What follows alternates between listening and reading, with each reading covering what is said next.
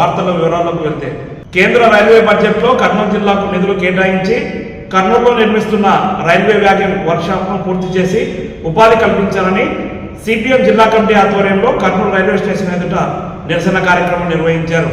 అనంతరం సిపిఎం ఈ సందర్భంగా ఆయన మాట్లాడుతూ కర్నూలు నుండి విజయవాడ వరకు ఇంటర్సిటీ ఎక్స్ప్రెస్ రైలు నడపాలన్నారు. అదేవిధంగా కాచిగూడ గుంటూరు ఎక్స్ప్రెస్ రైలును విజయవాడ వరకు పొడిగించాలని తెలిపారు. విభజనలో భాగంగా కర్నూలు జిల్లా ఎంతో వెనుకబడిన ప్రాంతంగా మిగిలిపోయిందని రాష్ట్ర ప్రభుత్వం కర్నూలు జిల్లాపై ప్రత్యేక చొరవ చూపాలన్నారు. జిల్లా మంత్రులు, ఎమ్మెల్యేలు కలిసికట్టుగా కర్నూలు జిల్లా రైల్వే అభివృద్ధికి పాటుపడాలని సిపిఎం జిల్లా కార్యదర్శి గౌజ్ దేశాయ్ రాష్ట్ర ప్రభుత్వాన్ని డిమాండ్ చేశారు.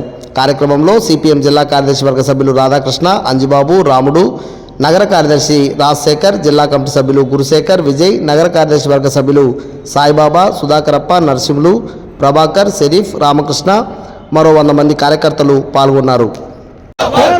రైల్వే బడ్జెట్లో కర్నూలుకు నిధులు కేటాయించేంత వరకు బడ్జెట్లో కర్నూలు జిల్లాకు నిధులను కర్నూలు నుండి విజయవాడకు ఇంటర్సిటీ ఎక్స్ప్రెస్ ను కర్నూలు వరకు వెళ్ళేటువంటి ట్రైన్ విజయవాడ వరకు కేటాయించాలి. కర్నూలు జిల్లాకు నిధులను కేటాయించాలి. కర్నూలు జిల్లాకు రైల్వేలకు నిధులను సిపిఎం కర్నూలు పార్లమెంట్ సమావేశాలు ప్రారంభమవుతున్నాయి.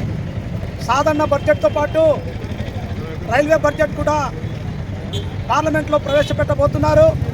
బడ్జెట్ కానీ రైల్వే బడ్జెట్ ప్రవేశపెట్టే సందర్భం కానీ కర్నూలు జిల్లా రైల్వే వ్యవస్థను అభివృద్ధికి కర్నూలు జిల్లా అభివృద్ధి కోసం నిధులు కేటాయించాలని కోరుతూ సిపిఎం పార్టీగా ఈరోజు నిరసన కార్యక్రమం చేపట్టడం జరిగింది. సందర్భంగా కేంద్ర ప్రభుత్వాన్ని మేము కోరుతా ఉన్నాం, అట్లే రాష్ట్ర ప్రభుత్వానికి కోరుతా ఉన్నాం. ఈ పార్లమెంటు సమావేశాల సందర్భంగా బడ్జెట్ సమావేశాల సందర్భంగా కర్నూలు జిల్లాకు నిధులు కేటాయించడం కోసం ఒత్తిడి తీసుకురావాలని ముందుగా రాష్ట్ర ప్రభుత్వాన్ని కోరుతా ఉన్నా. ఇన్ఛార్జి మంత్రి, జిల్లాలో ఉన్న ఎంపీలకు కూడా కోరుతా ఉన్నా, పార్లమెంటు సమావేశాల సందర్భంగా మీ గళం ఇప్పండి, మనకు నిధులు రాబట్టడం కోసం ప్రయత్నం చేయడం ముందుగా కోరుతా ఉన్నా. ఈరోజు రాష్ట్రం విడిపోయిన తర్వాత రెండవది కర్నూలు జిల్లా మొత్తం జిల్లాలో పునర్విభజన జరిగిన తర్వాత కర్నూలు జిల్లా అత్యంత వెనుకబడిన జిల్లాగా ఈరోజు ఉంది.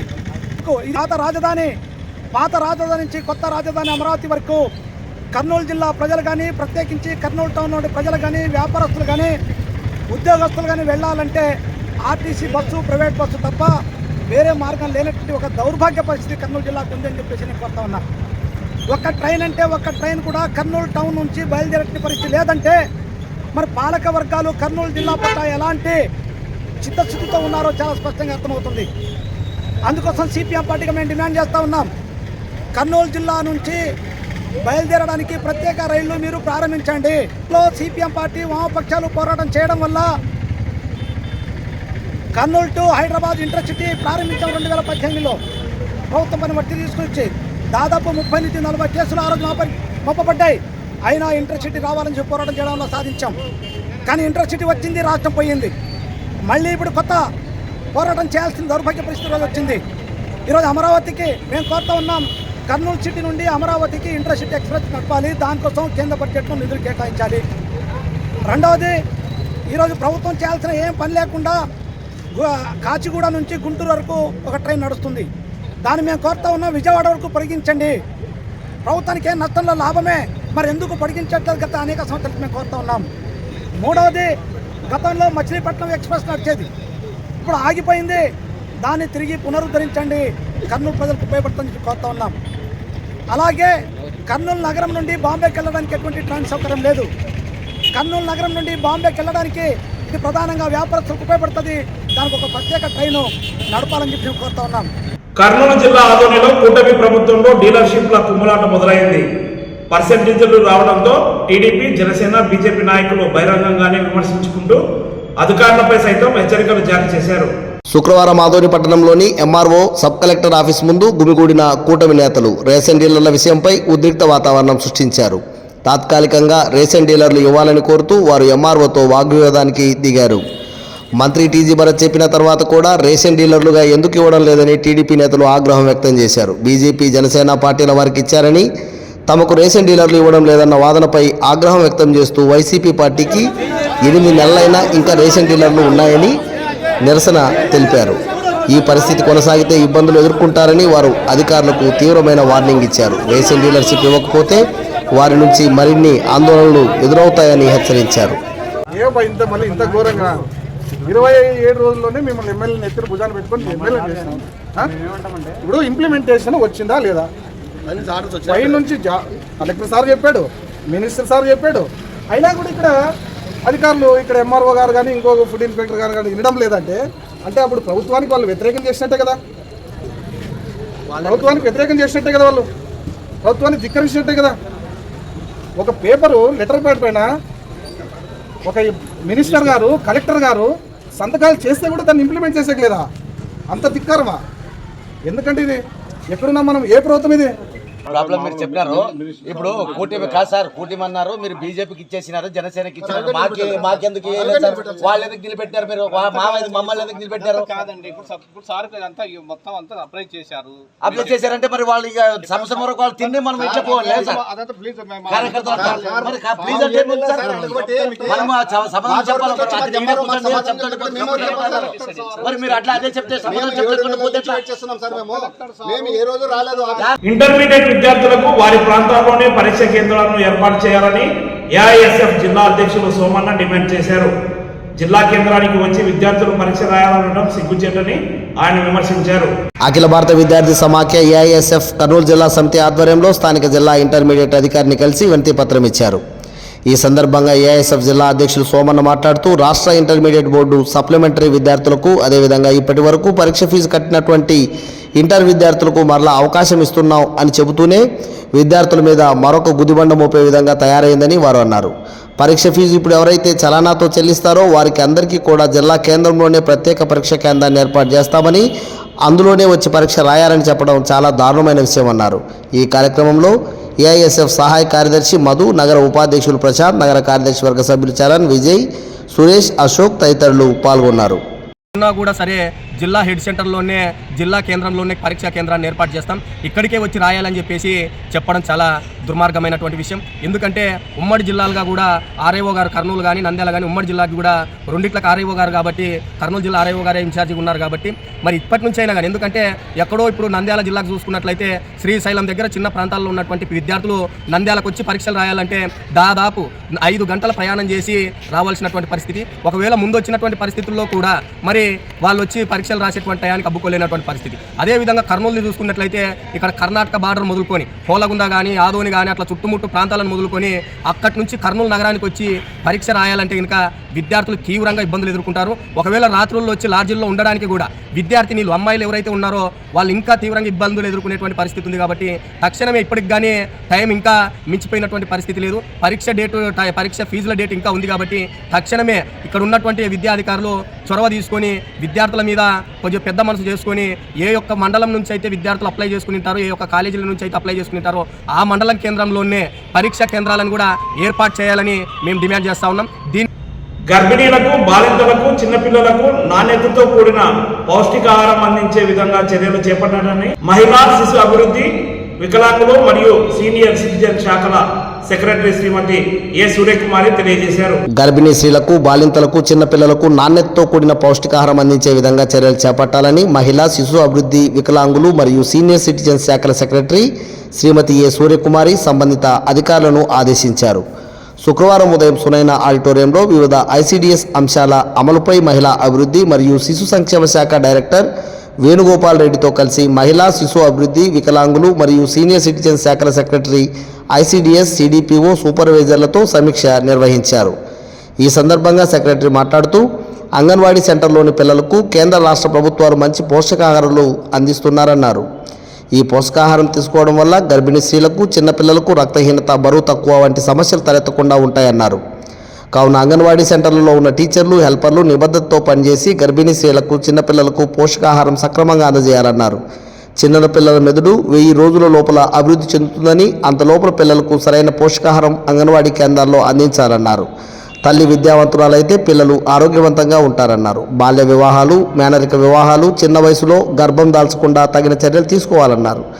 కార్యక్రమంలో మహిళా అభివృద్ధి మరియు శిశు సంక్షేమ శాఖ డైరెక్టర్ వేణుగోపాల్ రెడ్డి, మండలాల వారీగా అంగన్వాడీ కేంద్రాల్లో ఉన్న తాగునీరు, టాయిలెట్స్, కరెంటు మొదలగు విషయాలపై మరియు పిల్లల ఎత్తు, బరువు, రక్తహీనత, గర్భిణీ స్త్రీల రక్తహీనత, పోషకాహార సరఫరా మరియు పిల్లల ఆరోగ్య పరిస్థితుల అంశాలపై సమీక్ష నిర్వహించారు.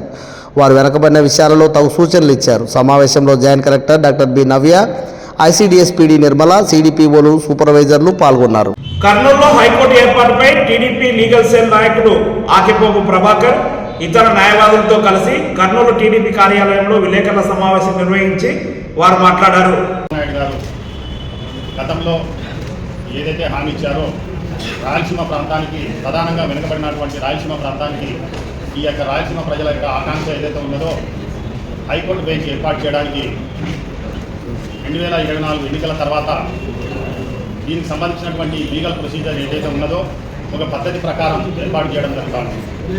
ఈ యొక్క హామీ అనేటువంటిది రాష్ట్రం విడిపోయిన తర్వాత 2014లోనే రాయలసీమ ప్రాంతంలో హైకోర్టు ఏర్పాటు చేయాలని, హైకోర్టు బెంచ్ ఏర్పాటు చేయాలని ఆ రోజే మరి చంద్రబాబు నాయుడు గారు కూడా చెప్పడం జరిగింది. సో మధ్యన వచ్చినటువంటి వైసీపీ ప్రభుత్వం మరి అలవిగాని హామీలు ఇచ్చి హైకోర్టునే ఇక్కడ ఏర్పాటు చేయాలని మరి ఆ యొక్క హామీని తుంగలో కొట్టి ఈరోజు మరి ఆ పత్రికల్లో చూస్తే కూడా మరి ఏదైతే పిచ్చి పిచ్చి రాతలు రాస్తా ఉన్నాం. మేము ఒకటే చెప్తా ఉన్నాం, మా తెలుగుదేశం నాయకుడైనటువంటి చంద్రబాబు నాయుడు గారు ఏదైతే హామీ ఇచ్చారో దానికి సంబంధించినటువంటి అన్ని కార్యక్రమాలు కూడా పూర్తి చేయడం జరిగింది. ఆంధ్రప్రగతి గ్రామీణ బ్యాంక్ కర్నూలు ప్రాంతీయ కార్యాలయం ఆధ్వర్యంలో రుణ విస్తరణ కార్యక్రమం స్థానిక జిల్లా పరిషత్ ప్రాంగణంలో Kurnool regional bank manager PS Naveen Kumar ప్రారంభించారు. ఈ సందర్భంగా రీజనల్ మేనేజర్ మాట్లాడుతూ ఆంధ్రప్రగతి గ్రామీణ బ్యాంక్ మన కర్నూలు జిల్లాలో 61 శాఖలతో 5,596 కోట్లతో అధిక వ్యాపార వాటాను కలిగి ఉన్నదని, రుణాలలో 2,934 కోట్లతో అధిక వ్యాపార లావాదేవీలు నిర్వహిస్తూ అధిక పంట రుణాలు, స్వయం సహాయక బృంద రుణాలు మరియు వివిధ రకాల వ్యాపార రుణాలను అందజేస్తున్నదని తెలిపారు. ఈ రుణాలే కాకుండా గృహ, వాహన, వ్యక్తిగత, విద్య మరియు ఆస్తి తనఖా రుణాలు అతి తక్కువ వడ్డీతో త్వరితగతిన రుణాలు మంజూరు చేయడం జరుగుతుందని, ఉద్యోగస్తులకు ప్రత్యేక రాయితీ కలదని, కావున ఈ అవకాశాన్ని ఆంధ్రప్రగతి గ్రామీణ బ్యాంక్ ఖాతాదారులు మరియు ప్రతి ఒక్క వినియోగదారుడు సద్వినియోగం చేసుకోవాల్సిందిగా కోరారు. దీనిపై మరింత దృష్టి సారించేందుకు మన కర్నూలు జిల్లాలో 3 సరళ రుణ కేంద్రాలను ప్రారంభించి అతి తక్కువ మరియు స్థిర వడ్డీ రేటుకే అత్యంత వేగంగా సరళ రుణ కేంద్రాల ద్వారా 10 లక్షలు అంతకంటే పైబడిన రుణాలను త్వరితగతిన మంజూరు చేయుటకు ఏర్పాటు చేయడం జరిగిందని, రోజువారీ తగ్గింపు బ్యాలెన్స్పై మాత్రమే వడ్డీ విధింపు, రుణం తీసుకున్న తేదీ నుండి చివరి వరకు వడ్డీ మరియు ఈఎంఐ పెంచడం జరగదన్నారు. ఈ కార్యక్రమం ద్వారా జిల్లా వ్యాప్తంగా దాదాపు 150 మంది ఖాతాదారులకు ఎంఎస్ఎంఈ రుణాలు 6.75 కోట్లు మంజూరు చేయడం జరిగిందన్నారు. ప్రతి సంవత్సరం లాగానే ఈ సంవత్సరం కూడా అక్టోబర్ నెల నుండి ఇవాల్టి వరకు గృహ, వాహన, విద్యకు సంబంధించిన 24 కోట్ల రిటైల్ రుణాలను అతి తక్కువ వడ్డీ మరియు ఎటువంటి ప్రాసెసింగ్ ఛార్జీలు లేకుండా మంజూరు చేయడం జరిగిందన్నారు. ఈ సందర్భంగా బ్యాంకు అందిస్తున్న అత్యుత్తమ రుణ పథకాలు వినియోగించుకోవాలని కోరారు. ఈ కార్యక్రమంలో వివిధ శాఖల బ్రాంచ్ మేనేజర్లు, బ్యాంక్ సిబ్బంది మరియు ఖాతాదారులు పాల్గొన్నారు. అందులో భాగంగా ఈరోజు జడ్పీ ఆఫీస్ బ్రాంచ్ ప్రాంగణంలో ఈ కార్యక్రమం నిర్వహించడం జరిగింది. ప్రతి సంవత్సరం కూడా ఈ పండుగ సందర్భంలో సంక్రాంతి, దసరా మరియు దీపావళి ఈ పండుగల సందర్భంలో బ్యాంకు ప్రత్యేకమైన వడ్డీ రేట్లతో, రాయితీలతో రుణాలను అందజేయడం జరుగుతుంది. అదేవిధంగా ఈ సంవత్సరం కూడా మేము దాదాపు ఈ 3 నెలల కాలంలోనే మా యొక్క సరళ రుణ కేంద్రాల ద్వారా దాదాపు 24 కోట్ల రూపాయలు రుణాలు వివిధ పథకాలకు మేము అందించాం. దీంట్లో గృహ రుణాలు, వాహన రుణాలు, education loans, roof top solar loans మరియు మల్టీపర్పస్ మార్టిగేజ్ లోన్స్, ఇలా రకరకాల స్కీమ్స్కి మేము రుణాలు అందజేశాము. ఇది ఈ సంవత్సరం జనవరి 31తో యాక్చువల్గా ఈ స్కీమ్, స్పెషల్ స్కీమ్ కంప్లీట్ అవుతుంది. కానీ మా బ్యాంక్ దీన్ని మళ్ళీ ఎక్స్టెండ్ చేసి ఫిబ్రవరి ఆఖరి వరకు కూడా దీన్ని, ఈ అవకాశాన్ని, వడ్డీ రాయితీని మరియు ప్రాసెసింగ్ ఫీజు వేవర్ ఛార్జెస్ని కూడా ఎక్స్టెండ్ చేయడం జరిగింది. కనుక ఆంధ్రప్రదేశ్ రైతు సంఘం పోరాటంతో దిగివచ్చిన పొగాకు అలయన్స్ కంపెనీ యాజమాన్యం కింటాకు 15,000 నుంచి 18,000 ఇవ్వాలని, పొగాకు బేర్లను సీఆర్ చేసే విధానాన్ని మానుకోవాలని ఏపీ రైతు సంఘం జిల్లా ప్రధాన కార్యదర్శి జి రామకృష్ణ డిమాండ్ చేశారు. కర్నూలు జిల్లా ఓరకల్ మండలం నన్నూరు గ్రామ సమీపంలో ఉన్న పొగాకు అలయన్స్ కంపెనీ వద్ద ఆంధ్రప్రదేశ్ రైతు సంఘం ఆధ్వర్యంలో ధర్నా కార్యక్రమం నిర్వహించారు.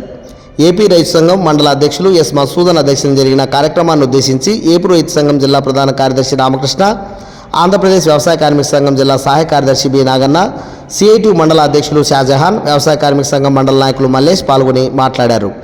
కర్నూలు జిల్లా ఓరవకల్ మండలంలో ఈ సంవత్సరం 1000 ఎకరాలలో పొగాకు పంటలు వేశారని, అయితే పంట చేతికి వచ్చేసరికి పొగాకు కంపెనీల యాజమాన్యం రైతులను వివిధ రకాల పేర్లతో నల్లగా ఉందని, తేమ ఎక్కువగా ఉందని చెబుతూ అటువంటి వాటిని రీబేల్ చేసి లేదా నామమాత్రమైన రేటు 7,000 నుండి 10,000 వరకు ఇస్తూ బాగా ఉన్న పొగాకు 10,000 నుండి 15,000 వరకు ఇస్తూ ఇబ్బందులకు గురి చేస్తూ రైతులకు అన్యాయం చేస్తున్నారని ఆవేదన వ్యక్తం చేశారు.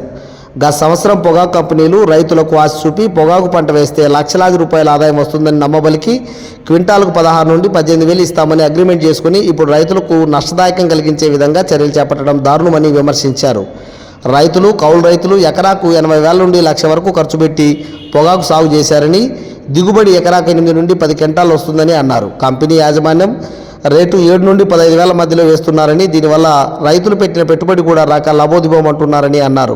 కంపెనీ యాజమాన్యం గత సంవత్సరం 16 నుండి 18,000 రూపాయల క్వింటాకి ఇచ్చారని, ఈ సంవత్సరం ఏకంగా 4 నుండి 7,000 రూపాయలు తగ్గించడం దారుణమని అన్నారు. ఇప్పటికైనా అలయన్స్ యాజమాన్యం క్వింటాలకు 15 నుండి 18,000 రూపాయల రేటు వేయాలని డిమాండ్ చేశారు. లేని పక్షంలో పొగాకు రైతులను కూడగట్టి ఆందోళన చేపడతామని హెచ్చరించారు. అనంతరం పొగాకు కంపెనీ యాజమాన్యం రావడంతో ఆయనతో రైతు సంఘం బృందం మాట్లాడి రైతుల డిమాండ్లను వివరించారు.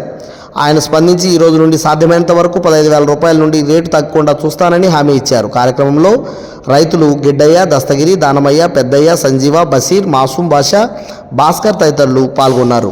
పత్తికొండ నియోజకవర్గంలోని ప్రతి ఎకరాకు సాగునీరు అందించి ఓసూరు దగ్గర తూము ఏర్పాటు చేయాలని సిపిఎం జిల్లా కార్యదర్శి డి గౌస్ దేశాయ్ డిమాండ్ చేశారు. కామ్రేడ్ ఈశ్వర్రెడ్డి భవన్లో నిర్వహించిన విలేకరుల సమావేశంలో ఆయన మాట్లాడారు. విలేకరుల సమావేశాన్ని ఉద్దేశించి గౌస్ దేశాయ్ మాట్లాడుతూ హంద్రీనివా ప్రధాన కాలువ విస్తరణ పనులు వేగవంతం చేసి సాగు భూములకు నీరు అందించాలని డిమాండ్ చేశారు. ఈ ప్రాంత రైతులందరూ వర్షాధారంపై పంటలు పండిస్తున్నారని, సాగునీరు అందించడం వల్ల వలసలు నివారించవచ్చని అన్నారు. ప్రతి గ్రామానికి సాగునీరు అందించాలని, అలాగే తూములు ఏర్పాటు చేయాలని డిమాండ్ చేశారు. జిల్లా in charge Nimmala Ramanaidu, Pattikonda MLA K Shyamkumar, జిల్లా కలెక్టర్ రంజిత్ బాషా స్పందించి రైతులను ఆదుకోవాలని కోరారు. లేని పక్షంలో సిపిఎం పార్టీ ఆధ్వర్యంలో ఫిబ్రవరిలో పోరాటాలకు సిద్ధం కావాలని నాయకులకు, కార్యకర్తలకు పిలుపునిచ్చారు. ఈ సమావేశంలో సిపిఎం మండల కార్యదర్శి చక్రాల వెంకటేశ్వరరెడ్డి, మండల కమిటీ సభ్యులు రంగారెడ్డి, సురేంద్ర తదితరులు పాల్గొన్నారు. పత్తికొండ ప్రాంతంలో కోసూరు దగ్గర ఒక తూము ప్రధానమైన సునీతిని ఏర్పాటు చేసి ఈ ప్రాంతంలో నుండి గ్రామాలకు సాగునీరు అందించడం కోసం ప్రభుత్వం దిగొచ్చి చేయాలని చెప్తున్నాం. ప్రభుత్వం ఆ పని చేయకపోతే సిపిఎం పార్టీ ఫిబ్రవరిలో తూము ఏర్పాటు చేసే వరకు పోరాటం చేయడానికి సిద్ధపడుతుంది. అందుకోసం ఇక్కడ నుండి ప్రజాప్రతినిధులు ప్రత్యేకించి ఎమ్మెల్యే గారిని నేను కోరుతా ఉన్నా, ఇట్లా జిల్లా ఇన్ఛార్జి మంత్రిని కోరుతా ఉన్నా, జిల్లా కలెక్టర్కి కోరుతా ఉన్నా, రాష్ట్ర ప్రభుత్వానికి నివేదికలు పంపించండి. పత్తికొండ ఈ ప్రాంతం అంతా కూడా దాదాపు వర్షాధార పంటలే ఎక్కువ పండించే అవకాశం ఉంది. నీటి సౌకర్యం లేదు. కాబట్టి ఈ ప్రాంతంలో ఇక్కడ ఒక సూయిజ్ ఏర్పాటు చేస్తే రైతులు వంటకాల పంటలు పండించి ఆ రకంగా వలసలు నివారించడానికి కూడా అవకాశం ఉంటుంది. దానికోసం ప్రయత్నం చేయాలి. లేకపోతే సిపిఎం పార్టీ రాబోయే కాలంలో ఉద్యమం చేపడుతుందని చెప్పేసి ఈ ప్రాంతానికి నేను తెలియజేస్తాను. సీమా న్యూస్ ఇంతటితో సమాప్తం. తిరిగి రేపటి వార్తల్లో కలుద్దాం. నమస్తే.